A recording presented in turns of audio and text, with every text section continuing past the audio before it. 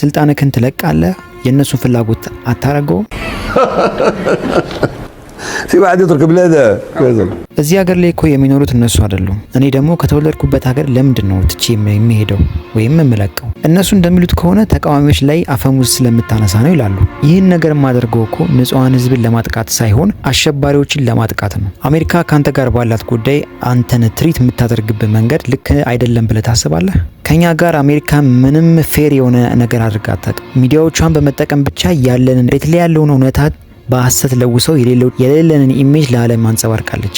ስማችንንም አጥፍተዋለች። በዚሁ አጋጣሚ ለዓለም ህዝብ ማስተላለፍ የምፈልገው መልእክት ቢኖር ትክክለኛውን እውነታ ለማወቅ ሞክሩ። በምዕራባውያን ተለውሶ የሚቀርብላችሁ መረጃ የተሳሳተ ነው። እነዚህ አውቀናል ያሉ ደናቁርት ምዕራባውያን የምታሽከረከራቸው አሜሪካን ለመቃወም ራሳችንም የምንከላከልበት ጊዜው አሁን ነው። የሊቢያ ህዝብ ሆይ ስለ አንተ ነጻነት ተጨንቆ አይደለም ምዕራባውያን የሚጮሁት፣ ወይም ስለምትበላውና ለኑሮክ ስለሚያስፈልጉ ነገሮች ሲል አይደለም ጥብቅና ሊቆሙ የፈለጉት። ፍላጎታቸው ግልጽና ግልጽ ነው። የባርነት ቀንበር ጥለው እኛን የእጅ አዙር ለመግዛት ነው። እንደ አህጉር ሆኖ ጦርነት ሊያውጁብን ቢሆን እንኳን እኔ ጋዳፊ የነሱ መንጋጋት ምንም አያስፈራኝም። ደጀን የሚሆን የሊቢያ ህዝብ ይዤ የሚያስፈራኝ ምንም ነገር የለም። ፈጣሪ ከእውነት ጎን ነው ሁሌ።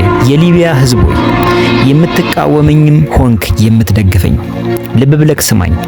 የአሜሪካ ጋሻ ጃግሬዎች ሊቢያን እንደ ፈረንሳይ ወይም እንደ አሜሪካ የበለጸገች ሀገር ሊያደርጓት አይደለም ጀት ይዘው የሚመጡት። እንደ ሶሪያና ኢራቅ የጦር መሳሪያ መለማማጃ ሊያደርጓት ነው። ጨርቄን ማቄን ሳትል ስለ ሀገር ሊቢያ ዘብ የምትቆምበት ጊዜው አሁን ነው።